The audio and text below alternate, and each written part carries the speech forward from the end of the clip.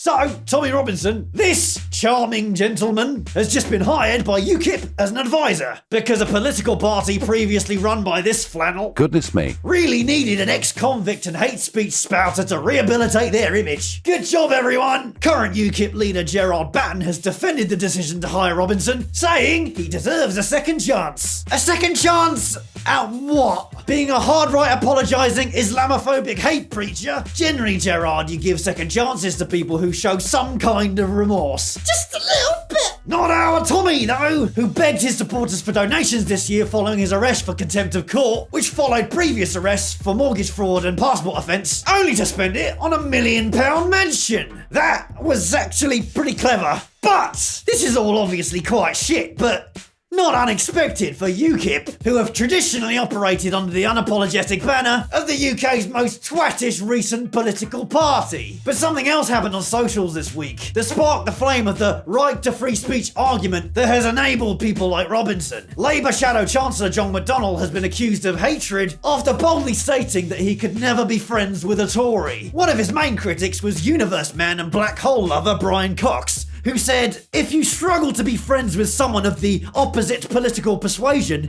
then it seems to me that you believe a one-party state is the way forward. Because the only good people are people who agree with you. Certainty suggests hubris. Doubt suggests wisdom. Brian is deep. One of his followers then responded, not always. What if they were fascists? To which Brian retorts, your response is so vacuous, I must block you. Now, this is where we start to enter some very confusing territory. First off, Brian seems to have destroyed his own argument with just one reply. He implies that we must all be able to listen to the other side and not rule out debate just because our opinions are different. And when someone with a different opinion asks a question, he blocks them? Haha! Gotcha, Universe man! Forgetting for a second that Brian is being a massively hypocritical knob.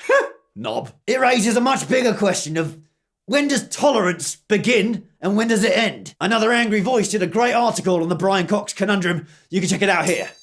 On the one hand, it seems not inviting opinions from people with opposite views to you will make you a bigot, but also not sounding up for your beliefs will make you complicit in whatever shit is going down. We see it all the time these days in the media. Extremists like Tommy Robinson, Nigel Farage and Katie Hopkins are all given airtime in the name of free speech, and extremist followers will always defend this right, even if what they're promoting is actually restricting civil and religious liberties for others. It's a big, confusing ball bag of shit. So how do we make sense of it? It's simple. It all comes down to what is right and what is wrong. That's it. Yep, that's it. But who decides what is right and what is wrong? Well,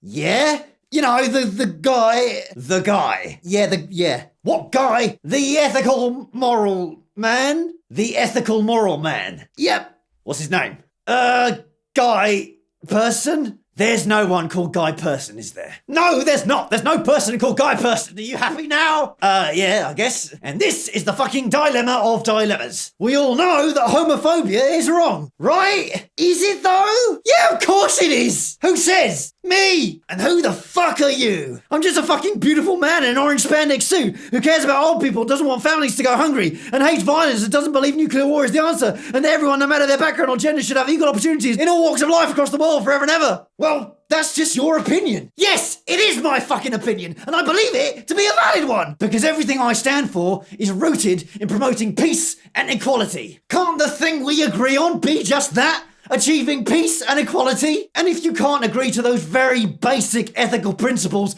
you are, to excuse the phrase, an arsehole. Why should this belief be considered extreme, leftist, snowflakey? There's gotta be a line, a very clear moral line drawn in the sand by someone, whether it's one person or a movement of millions. In a world dominated by hate enablers, the moral fundamentals have to be set somewhere, right? Because wanting peace and equality and wanting violence and persecution can't be measured as equally valid views. Fuck no! So I'm sorry, Brian Cox, but I defend the right Not to listen to people who wish harm to others, who discriminate others because of where they come from, who refuse to help those fleeing wars they have no part in, who knowingly vote for members of parliament who object to bills preventing upskirting and female genital mutilation. Yeah, that happened. You stay classy, Christopher fucking Chope. Chope! I defend the right to disagree with a government who condemn the UN for outing their own cruel and deliberate treatment of the poorest in society. I defend the right not to entertain the morons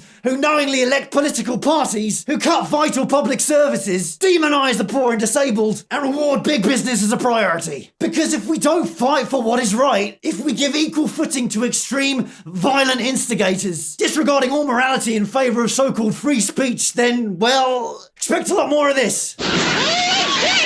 You will not replace us!